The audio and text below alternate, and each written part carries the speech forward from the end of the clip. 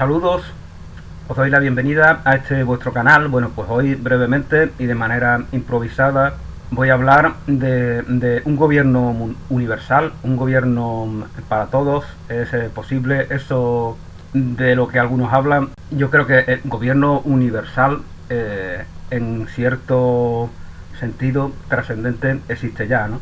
Todo poder es de Dios, ¿no? La vida, en la vida está presente la fuente que determina que se dé esa vida, que ni empieza ni termina.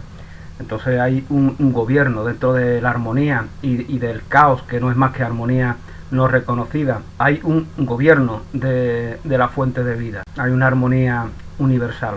Pero bueno, yo no voy a hablar de temas trascendentes, espirituales, sino algo más cercano a lo político, ¿no? Algo más cercano a más mundano, nunca mejor dicho. Porque cuando hablan de gobierno universal, ni es gobierno ni es universal, ¿no? Porque primero un gobierno, realmente ¿a qué llaman gobierno, no? Gobierno es quien gobierna, realmente quien determina la realidad social en la que tú, yo o cualquier otra persona de este mundo, de este planeta que se llama Tierra, la realidad cotidiana, ¿quién la determina? Un gobierno central, hay muchos poderes, ¿no? Hay poderes económicos, hay poderes sociales. Por ejemplo, yo vivo aquí en una zona exterior de la hermosa ciudad de Chiclana, y aquí todo esto está lleno de supermercados, ¿no? De cadenas de supermercados.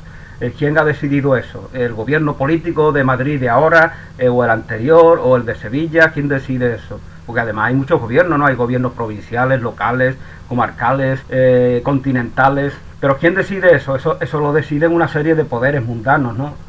Una serie de poderes mundanos y de circunstancias aprovechadas por esos poderes deciden que esto esté rodeado de supermercados en los cuales el común de las personas compra el 95 o más por ciento de todo lo que necesitan en sus hogares, ¿no? Es decir, entonces hay más gobiernos, hay más poderes mundanos. Y luego no es universal porque se refiere al planeta Tierra nada más, ¿no? O también no creo yo que quieran gobernar lo que todavía ni conocemos siquiera, ¿no? Un planeta habitado que pudiera haber, no digo que lo haya, a billones y billones de años luz de aquí, ¿no? Entonces ni es gobierno ni es universal. Si hay un gobierno universal, como decía al principio, en un sentido trascendente, espiritual, metafísico, o como lo quieras llamar, es el gobierno del amor, de Dios, pero de eso no voy a hablar ahora yo, ¿no? Sino de la posibilidad de que haya un gobierno. ¿Por qué queremos que haya un gobierno universal? Nos gusta que nos gobiernen, ¿no? Lo ideal sería que no hubiera gobierno alguno, eso sería lo ideal, ¿no? Pero esta idea de un gobierno universal parte de la falacia europeocentrista de que nosotros vamos bien, ¿no? De que eso de la Segunda Guerra Mundial, la Primera Guerra Mundial, los campos de concentración, 500.000 gitanos asesinados en ellos, homosexuales, testigos de Jehová, 6 millones de judíos, eso de Pol Pot, todo eso son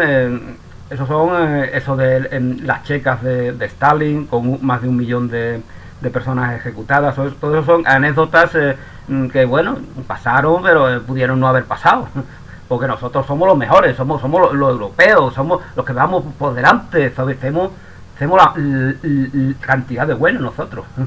Entonces hay gente que piensa así, ¿no? Hay gente que está convencida de que nosotros tenemos la salvación del mundo. Bueno, como comentaba hace algunas semanas, se lo escuchaba a alguien, ¿no? Decía que en los años 70, 60, 50 del siglo pasado, los homosexuales que vivían en Europa se iban a los países árabes. Se iban a Marruecos, a Argelia, a Egipto, se iban ahí porque allí no eran perseguidos. Aquí se les metía en la cárcel. En Inglaterra, en Francia, en todos los países.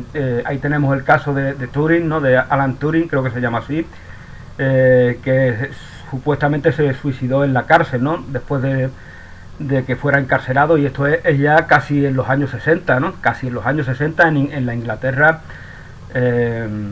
del siglo pasado, ¿no? El deseo de un gobierno universal es el deseo de control, la no aceptación de la vida tal como es, y por lo tanto pensamos que tenemos que organizarnos.